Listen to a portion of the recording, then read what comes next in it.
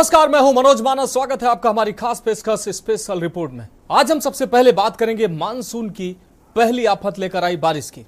दरअसल पहली ही बारिश में विकास की पोल खुल गई है। कहीं पुल धराशायी हो गए हैं तो कहीं गलियां पानी पानी दिखी है। वहीं हम बात करेंगे बिहार को विशेष राज्य का दर्जा देने की मांग की और जेडीयू कार्यकारिणी की बैठक में संजय झा को जेडीयू का राष्ट्रीय कार्यकारिणी अध्यक्ष नियुक्त किए जाने की।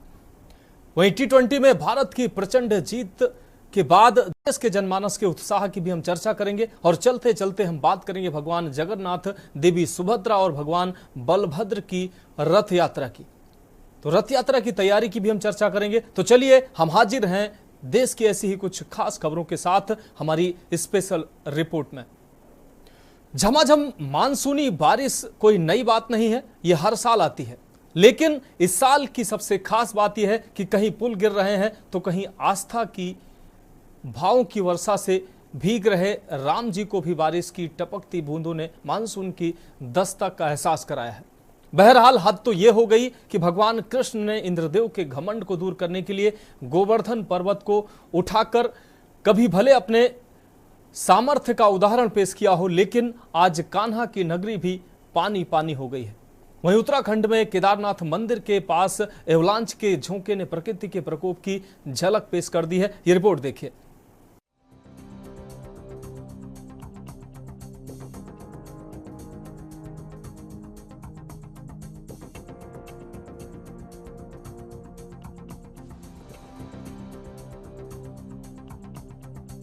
देश भर में जारी बारिश के बीच रविवार को उत्तराखंड में और केदारनाथ मंदिर के पास एवलांच आया।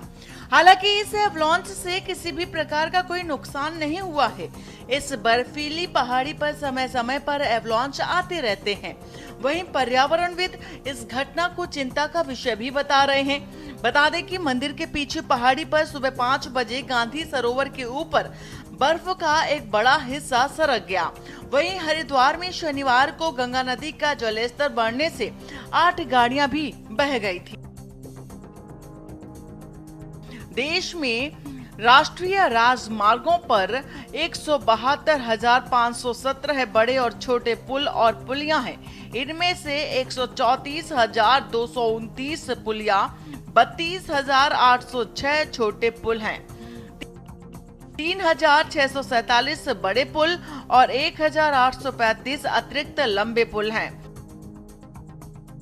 रिपोर्ट में लगभग 30% पुलिया, 12 से 15% छोटे पुल और 8 से 10% बड़े पुल के साथ ही 5% अतिरिक्त लंबे पुल खराब स्थिति में हैं। वहीं झारखंड के गिरिडीह जिले में मानसून की पहली बारिश में ही एक निर्माणाधीन पुल गिर गया।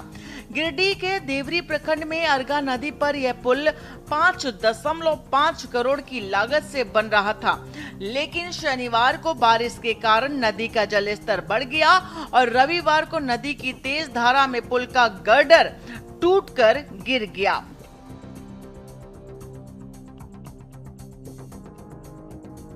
बिहार में कहां-कहां निर्माण में भ्रष्टाचार। 19 फरवरी 2023 को पटना के बेटा सरमेरा पुल गिरा।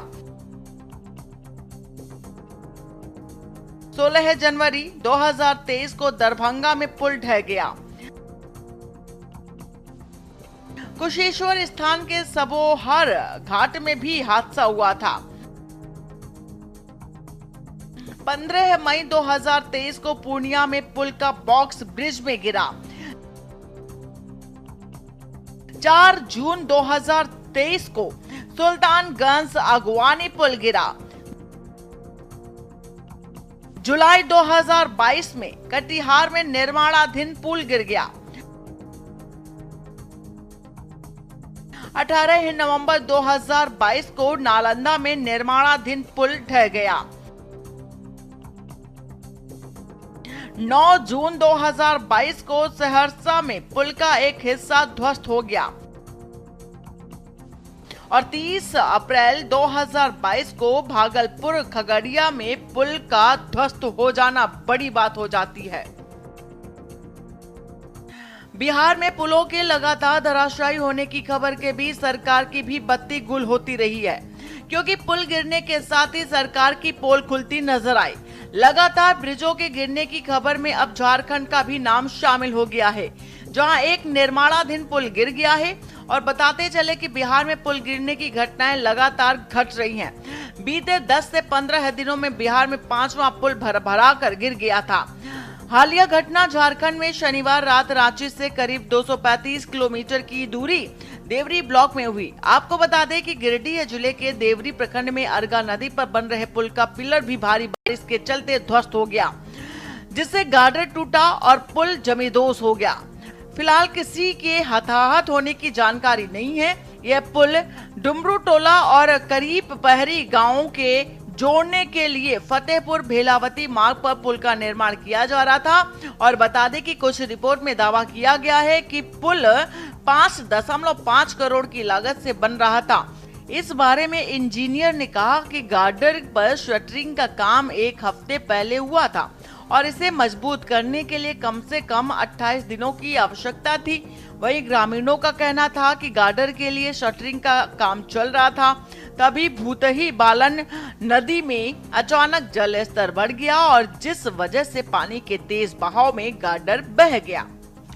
बता दें कि आईएमडी ने यूपी, उत्तराखंड, हिमाचल प्रदेश और पंजाब, हरियाणा के साथ ही दिल्ली, राजस्थान, मध्य प्रदेश और महाराष्ट्र में भारी बारिश का अलर्ट जारी किया है। इन राज्यों में 2 जुलाई तक ऑरेंज अलर्ट है। अरुणाचल प्रदेश में रेड अलर्ट है। मेघालय, अरुणाचल प्रदेश, नागालैंड, मणिपुर, मिजोरम और त्रिपुरा में 30 जून से 3 जुलाई के बीच 64.5 से 204.4 mm बारिश होने की संभावना है। मौसम विभाग के अनुसार मानसून रविवार 30 जून को पूरे देश को कवर कर चुका है और शनिवार यानी कि 29 जून को मानसून उत्तर प्रदेश के कई जिलों में आगे भी बढ़ गया। अब सिर्फ पंजाब, हरियाणा और पश्चिमी राजस्थान के हिस्से बाकी हैं। हालांकि आमतौर पर मानसून पूरे देश को 8 जुलाई तक कवर कर लेगा। स्पेशल डेस्क के न्यूज इंडिया।